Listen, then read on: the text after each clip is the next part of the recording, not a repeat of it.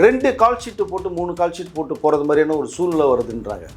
சொன்ன டைத்துக்கு பண்ணோம்ல, எடுத்ததையே எடுக்கிறாங்க, இந்த டைம் டியூரேஷன் ரொம்ப எடுக்கிறாங்க, தொடர்ச்சியாக எடுத்துக்கிட்டு இருக்காங்க. சினிமா களம்ங்கிறது வேறு, உங்களுக்கு அந்த மெத்தட் தெரிஞ்சுக்கணும். தெரியலன்னா எக்ஸ்பீரியன்ஸ் அதில் பக்கத்தில் வச்சுக்கணும். அதனால அவங்க 2 படம் பண்ணியே ரிலீஸ் ஆகாமல் ஒரு விஷயத்தில் இருக்குது. ஏன் இதில் ஜெயிச்சவங்க அதில் ஜெயிக்க முடியல? நீங்கள் ஒரு கால் ஷீட்டில் பண்ண வேண்டிய ஷெடியூல் கொடுத்துட்டு அதை 2 கால் ஷீட் பண்ணிங்கன்னா ப்ரொடியூசர் ஒத்துக்க மாட்டாங்க. எவ்வளோ பெரிய பிரச்சனை ஒத்துக்க மாட்டாங்க. காஃபி கடை நேயர்களுக்கு வணக்கம். இன்று நம்மோடு இணைந்திருப்பவர் மூத்த பத்திரிகையாளர் திரு வெங்கடேஷ் அவர்கள். வணக்கம் சார். வணக்கம். யூடியூப்பின் பிரபலம், பயங்கரமான ஒரு மாசான ஒரு ஆடியன்ஸை வச்சிருக்கவர் தான் விஜய் சித்து. அவர் நடிக்கிற டயங்கரம் படம் திடீர்னு பாதியிலே நிறுத்தப்பட்டது அப்படின்னு ஒரு தகவல் ஒன்று வெளியாயிருக்கு. என்ன சார் பிரச்சனை? இல்லை, அது கொஞ்சம் எல்லாருக்குமே அதிர்ச்சியாக தான் இருக்குது. டயங்கரம் அப்படிங்கிற ஒரு பேர் வச்சா ரொம்ப பயங்கரமாக இருக்குப்பா. பயங்கரம்னா ஆக்சுவலாக டைட்டில் அதுக்கு. அவங்க விழாக்கெல்லாம் பண்ணும்போது பார்த்தா டயங்கரம்ங்கிற மாதிரி சில விஷயங்கள் பேச முடியும், ஒரு வித்தியாசமாக இருக்கட்டுமேன்னு சொல்லி வச்சாங்க. பட் அதுவே முதல்ல என்னையா டயங்கரம் வைக்கிறேன்னு பார்த்தா அப்போ அதே ஒரு சொல்ல கொஞ்சம் ஃபெமிலியர் ஆகிடுச்சு அந்த டைட்டில். பட் ஒன்றும் ரொம்ப சிரமப்பட்டு தான் இந்த படத்துக்கு ஒரு டைரக்ஷன் வாய்ப்பு கிடைச்சது அவருக்கு. ஏன்னா நீங்கள் எப்போவுமே ஒரு ஸ்கிரிப்டு, ஒரு படம், ஒரு ப்ரொடியூசர் சொல்லும்போது பார்த்தோம்னா அதனுடைய சார்ட் உங்களுக்கு கரெக்டாக கொடுத்துடணும். இப்போ இங்கே என்ன கம்ப்ளைண்ட் வருது அப்படின்னா, கிட்ட ஒரு ஷெடியூல் முடிஞ்ச ஒரு தகவல் வருது.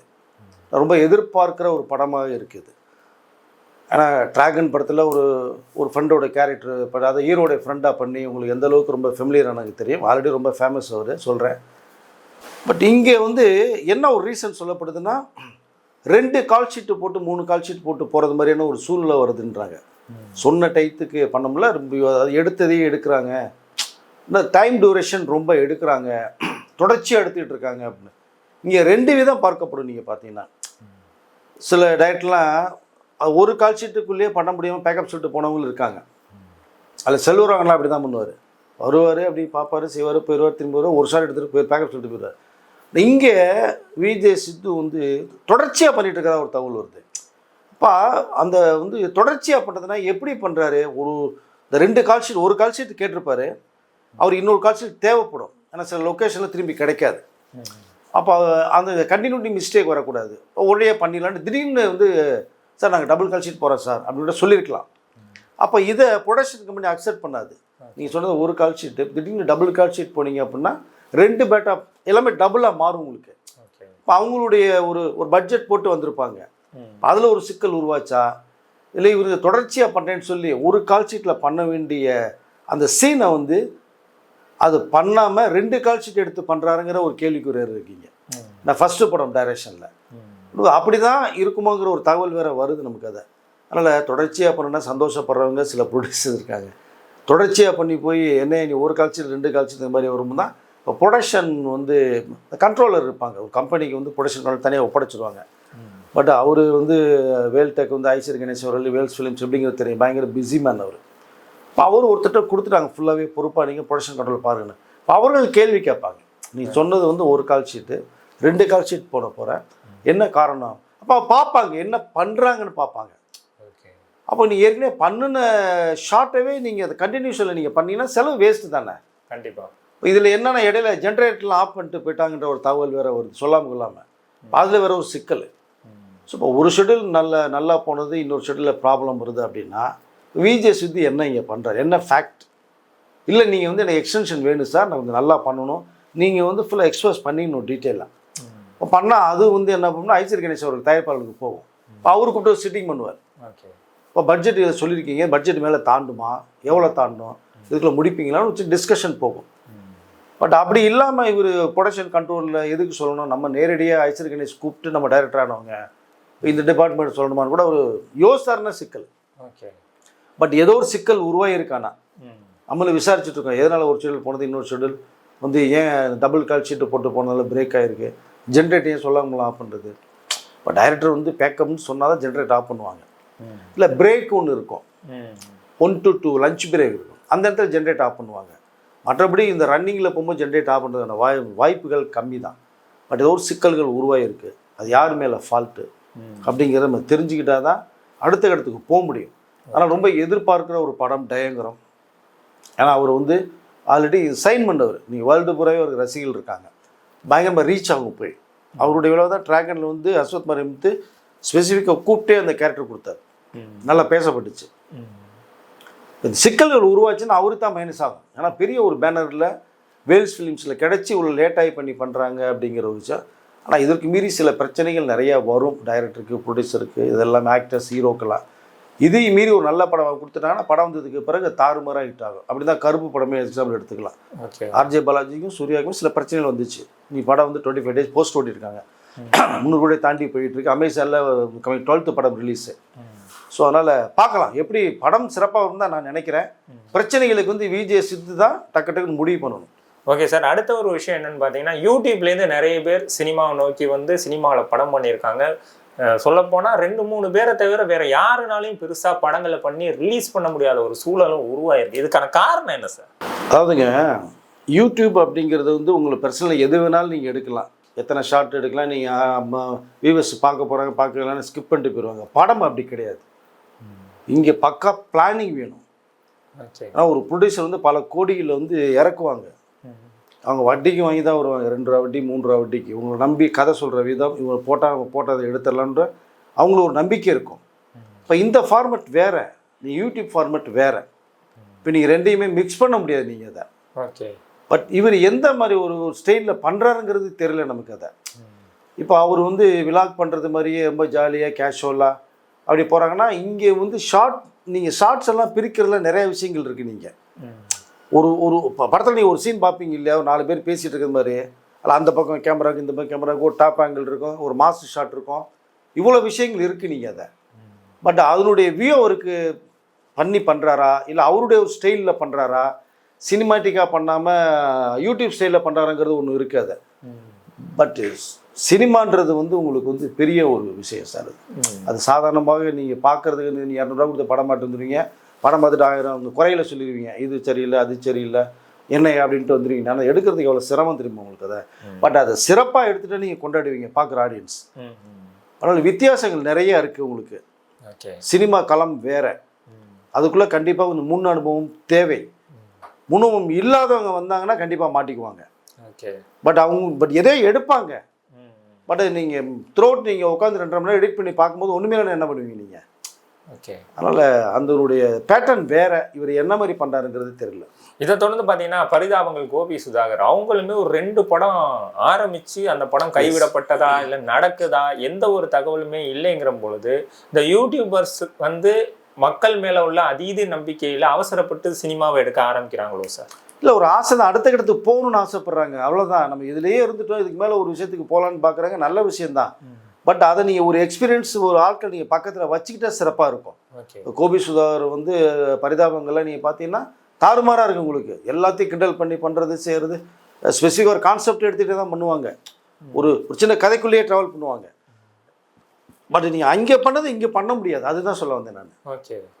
சினிமா களம்ங்கிறது வேறு. உங்களுக்கு அந்த மெத்தட் தெரிஞ்சுக்கணும். தெரியலன்னா எக்ஸ்பீரியன்ஸ் எல்லாம் பக்கத்தில் வச்சுக்கணும்.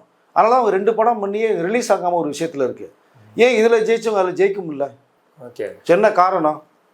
பணம்லாம் அவங்க கேட்டால் ஃபைனான்ஸ் பண்ணுறதுக்கு ஆள் நிறையா இருக்காங்க. கண்டிப்பாக இதிலே ஜெயிச்சவங்க தாறுமாறாக பண்ணுவாங்கன்ட்டு ஏன் வரல? அப்போ உங்களுக்கு இதனுடைய அந்த ஸ்டஃப் தெரியல, எப்படி கொண்டு மெத்தடு தெரியல. அதனால் 2மே வந்து அப்படியே நிற்குது. இப்போ டயங்கரமே வந்து விஜய் சொந்தமாக பண்ணியிருந்தாருன்னா இன்னொரு கட்டம்னா எடுத்து முடிச்சு சுருட்டி வெளில விட்டுருப்பாரு. பட் அவருக்கு ஹோப் இருக்குது. பட் பெரிய பேனர் அவங்க நிறையா வந்து வேல்ஸ் ஃபிலிம் நிறையா பண்ணிகிட்டு இருக்காங்க. ஸோ தனுஷ் வச்சு வேறு பண்ணுறாங்க. அப்போது ஏற்கனவே கொஞ்சம் லாஸ்ட்டில் வேறு இருக்காங்க. படங்கள் மூலமாக தான் இப்போ மேற்கொண்டு பெரிய லாஸை வந்து சந்திக்க மாட்டாங்க. அதனால் ஸோ யூடியூப்லேருந்து நீங்கள் அடுத்த கட்டத்துக்கு போகணும்னு நினச்சி வரக்கூடிய நபர்கள் வந்து அதை தெரிஞ்சுங்க. இல்லை நீங்கள் நம்மளே பண்ணிடணும்னு கான்ஃபிடென்ட் இருந்தால் தெரிந்தவர்களை பக்கத்தில் வச்சுக்கோங்க. நம்ம இவ்வளோ தான் சொல்ல முடியும். பட் திறமையானவர்கள், அது ஒன்றும் மாற்றுக்கிறது இல்லை. அந்த திறமை ஒரு டிவிஷனுக்கு இருக்கு, இன்னொரு டிவிஷனுக்கு இல்லாமல் போகும். ஓகே சார், எனக்கு ஒரு கேள்வி என்னன்னா சார், இந்த டபுள் கால் ஷீட்னா முதல்ல என்ன சார்? நிறைய பேருக்கு அது வந்து பெருசாக தெரியாது. இந்த டபுள் கால் ஷீட் சினிமாவில் எப்படி சார் ஒர்க் பண்ணுவாங்க? இல்லைங்க, இப்போது ஒரு கால் ஷீட்டில் ஒரு படம் பண்ணு பிளான் பண்ணுவாங்க. அதாவது இப்போ மொத்தத்துக்கு வந்து 70 சீன் இருக்கும் ஒரு படத்தில். நீங்கள் படமாக பார்க்குறீங்களா, அது வந்து 70 சீன் ஒரு பேப்பரில் இருக்கும். ஸோ இந்த ஒரு call sheet double call sheet சொல்கிறது கேட்டிங்க இல்லையா? இப்போ ஒரு கால் ஷீட்னா ஒரு நாளைக்கு 3 டைம்ஸ் வந்து அதை பிரிக்கலாம். இப்போ காலையில் ஃபஸ்ட்டு சன்ரைஸ் ஷாட் எடுக்கணும்னு பிளான் பண்ணுவாங்க. அது 6 மணி டைமிங் மார்னிங் ஃபிக்ஸ் பண்ணுவாங்க. அது 2 மணி வரையும் இருக்கும். செகண்டு பார்த்தீங்கன்னா மார்னிங் 9 மணிக்கு ஆரம்பிப்பாங்க. அது ஈவினிங் 6 வரைக்கும் இருக்கும். இன்னொன்று பார்த்தீங்கன்னா மதியானம் 2 மணி கால் ஷீட் போடுவாங்க. அது நைட் 9 வரைக்கும் இருக்கும். இன்னொன்று இருக்குது, மொத்தம் 4 டைம் ஸ்பிரிட் பண்ணுவாங்க. சாயங்காலம் 6 மணிக்கு ஆரம்பிப்பாங்க, நைட்டு 2 மணி வரைக்கும் பண்ணுவாங்க. அப்போது ஒரு கால் ஷீட் இது. இப்போ சில இடங்கள் வந்து கிடைக்கிறது கஷ்டமாக இருக்கும் உங்களுக்கு. அதை இப்போ அந்த இடம் கிடைக்குதுன்னா ஒரு 4 நாள் தான் கிடைக்குதுன்னு வச்சுங்க. இப்போ 4 நாளில் வந்து சிங்கிள் கால் ஷீட் போட்டாங்கன்னா 4 நாள் பண்ணணும். 2 நாள் தான் கிடைக்குதுன்னு வச்சுங்க. இப்போ 2 நாளைக்கு இந்த சீன் பண்ணோம்னா உங்களுக்கு 4 கால் ஷீட் தேவைப்படும். அப்போ ஒரு நாளைக்கு 2 கால் ஷீட் போடுங்கம்பாங்க. இப்போ அப்படிங்கும் போது காலைல 9 மணிக்கு ஆரம்பிக்கிறான்னு வச்சுங்க. ஒரு கால் 8 மணிக்கு எல்லாமே வந்துடுவாங்க சாப்பிட்டு. டெக்னீஷியன்லாம் நீங்கள் காலைல 6-6:30 வந்து இறங்கிடுவாங்க அவுடோர் யூனிட்டு. ஆர்டிஸ்ட்டு டெக்னிக்கெலாம் ஒரு 8 மணிக்கு வருவாங்க. வந்து மேக்கப் போட்டு சாப்பிட்டு ஒரு 8:30 டைம் ரெடியாக இருப்பாங்க. 9 மணிக்கு ஃபஸ்ட் ஷாட் வைப்பாங்க. இப்போ காலையில் 9லேருந்து 6 மணி வரைக்கும் சொன்னேன் இல்லைங்களா. திரும்பி 6 மணிலேருந்து நைட்டு 2 மணி வரைக்கும் அது அப்படியே தொடர்ச்சியாக பண்ணுவாங்க. இப்போ நைட்டு 2 மணி வரைக்கும் போகும். அப்போ அது 2 கால் ஷீட். இப்போது இவர் என்ன மாதிரி சொல்லியிருக்காருன்னு தெரியல. 9 to 6 ஒரு கால் ஷீட் அப்படின்னு பிளான் பண்ணவர் அதை 6 to 2 வரைக்குமே எக்ஸ்டெண்ட் பண்ணுறாருன்னு வச்சுங்க. அப்போ எதுக்குன்னு கேட்பாங்க. நீ இன்னைக்கு ஷெட்யூல் போட்டு நீங்கள் நாளைக்கு ஷூட்டிங்கை இன்றைக்கி ஷெட்யூல் பிரித்து கொடுத்துடணும் நீங்கள் இந்த ப்ரொடக்ஷன் கண்ட்ரோல்கிட்ட. அப்போ தான் அரேஞ்ச்மெண்ட்ஸ் அவங்க பண்ணுவாங்க. ஒரு பேட்டா அப்படின்னு வருவாங்க. நீ 2 கால் ஷீட் போட்டால் 2 பேட்டா வரும். இப்போ நீ 1000 ரூபா கொடுக்குறேன்னு வச்சுங்க ஒரு கால் ஷீட்டுக்கு. 2 கால் ஷீட் போனீங்கன்னா ஒருத்தர் 2000 ரூபா போகும். இப்போ 100 பேர் இருந்தானே என்னாச்சு உங்களுக்கு? டபுள். அப்படியே சிங்கிள் டபுள், அவ்வளோதான். அப்போ இவர் என்ன மாதிரி மெத்தடில் சொல்லி என்ன மாதிரி 2 கால் ஷீட் போயிருக்காங்கிறது தெரிய வரல.